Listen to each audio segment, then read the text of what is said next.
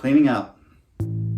It's mundane, true, but it's one of the most important times for me in my shop.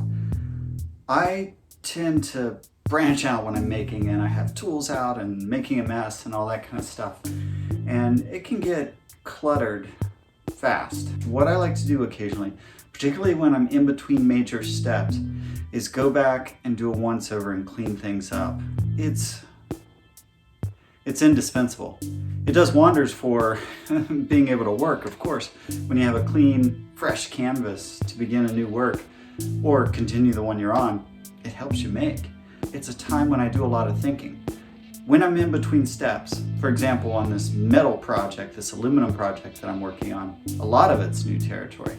And so I'm working through those steps and figuring out what I need to do, how to do it effectively, how to do it safely in real time. And I need a break occasionally to really collect myself and think through those steps. And doing something like cleaning up, where it's pretty mechanical, is just a fantastic way to do that.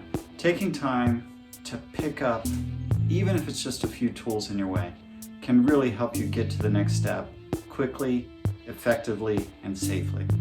All right, back to it.